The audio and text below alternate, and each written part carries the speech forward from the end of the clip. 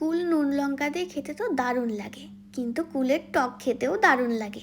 ও আর আমি একদিন ঘুরতে বেরিয়েছিলাম আর রাস্তার ধারে একটা কুল গাছের দিকে চোখ যায়, অনেক কুল হয়েছিল।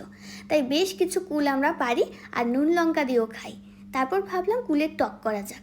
অল্পই কুল ছিল, সেগুলো দিয়েই বানাচ্ছি আজকে। ভালো করে কুলগুলোকে আগে ধুয়ে নিলাম, তারপরে পাকা কুলগুলোকে ফাটিয়ে নিলাম, আর যেগুলো অল্প পাকা কুল সেগুলোকে ছুরি দিয়ে চারদিকটা একটু কেটে নিলাম। সর্ষের তেল গরম করে তাতে ফোড়ন দিলাম শুকনো লঙ্কা আর সর্ষে, তাতে একটু নুন হলুদ দিয়ে দিলাম যাতে না তেল ছিটকায়।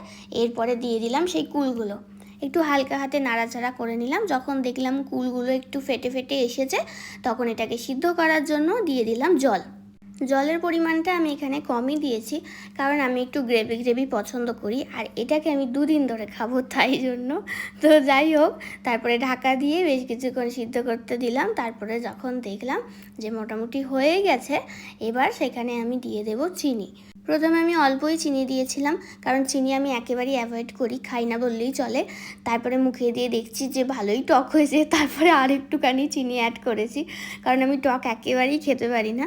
যাই হোক, তারপরে ওটা দিয়ে একটু নাড়াচাড়া করার পর দিয়ে দিলাম সেই স্পেশাল মশলাটা, যেটা আমি ভিডিওর প্রথমে দেখিয়েছিলাম তোমাদের।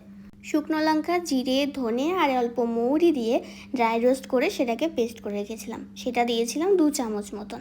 তারপরে একটু নাড়াচাড়া করে শেষে গন্ধরাজ লেবু একটুখানি অ্যাড করেছিলাম, এটা অপশনাল, আমার মনে হয়েছিল তাই আমি দিয়েছি। তারপরে হয়ে গেল রেডি আজকে আমার কুলের টক।